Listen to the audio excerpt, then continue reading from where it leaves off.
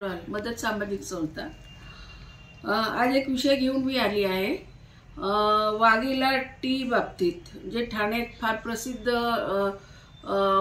एक चहा व्यापारी आहेत, त्यांच्या सगळीकडे पुष्कळ शाखा वगैरे आहेत। मी आज 8 महिन्यापासून फूड अँड ड्रग्स विभागाला त्या संदर्भात पत्रव्यवहार केला।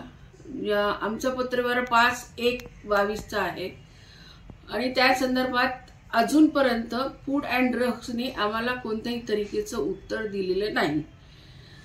आज आम्ही प्रत्येक ह्याच्यातनं लॅबमधनं आम्ही आमच्या पद्धतीने रिपोर्ट्स काढलेत। त्या रिपोर्ट्सवरनं असं माहिती पडलं की त्याच्यात जे कंटेंट आहेत, जे त्याच्यात जे कलर्स करता टाकले गेले जातात, त्याला त्या कंटेंटमध्ये जो भाग येतो तो जे माणसाला किती हानिकारक आहे त्याच्या बाबतीतला मी स्वतः त्याला एक स्वतः मी एक त्याची विक्टिम आहे।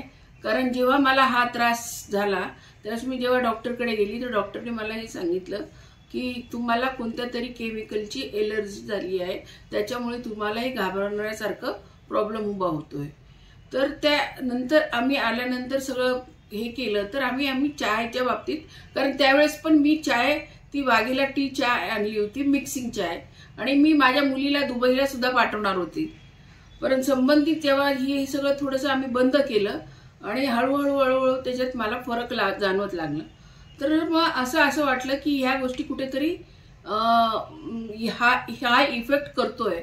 मग आम्ही लॅब रिपोर्ट काढले, सॅम्पल्स घेतले, सॅम्पलमधनं लॅब रिपोर्ट्स काढले। त्याच्यात आम्ही आश्चर्याचा धक्का असा बसला की जे कलरिंग मिक्सिंग केलं जातं त्याची जी मात्रा त्याच्यात हवी असते त्या मात्रेच्या कमीत कमी 100 पटीने त्याच्यात ते टाकलं जातं, जे कॅन्सरला हानिकारक आहे। आणि हानिकारक असल्यामुळे आज मला 8 महिन्याच्या वरती झालंय कंप्लेंट देऊन, आणि मला जे एक फूड डिपार्टमेंटमधनं एक लेटर आलंय, त्या लेटर मी 5/1 दिलेलं आहे, पण फूड डिपार्टमेंट मला लेटर देते 3/1 आम्ही सॅम्पल घेतलंय। माझ्या कंप्लेंटच्या अगोदरच त्यांनी असं सॅम्पल घेतलेलं आहे त्या वाघेला टी मधनं। तर आम्हाला असं त्यांनी रायटिंगमध्ये लेटर दिलंय। अगर त्यांनी त्या 3/1 घेतलं आणि माझी 5 तारखेला कंप्लेंट आहे, तर मग त्यांनी आतापर्यंत ह्या फूड डिपार्टमेंटने आतापर्यंत 8 महिन्यात त्याचे रिपोर्ट्स आम्हाला का नाही दिले आणि त्याबद्दल आम्हाला का नाही समजवलं।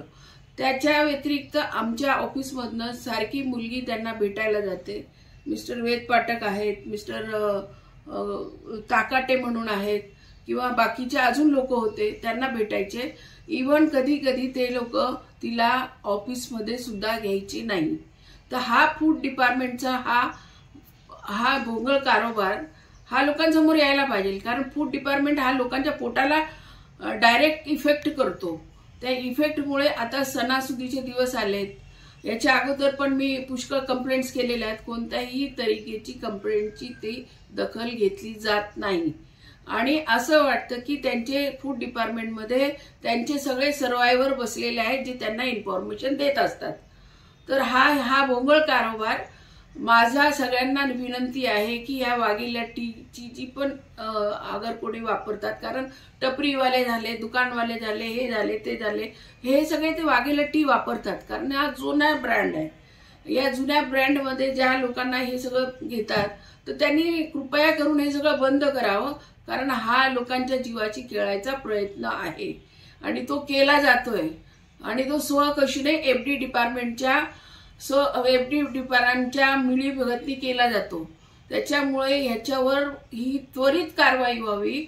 आम्ही याच्या पुढे मुख्यमंत्र्यापासून सगळ्या डिपार्टमेंटपर्यंत आम्ही याची दखल घेणार आहोत आणि ह्याचे आम्ही पत्रव्यवहार करणार आहोत, आणि संबंधित कारवाई ही फार अति वेगात झाली पाहिजे हीच मी अपेक्षा ठेवते।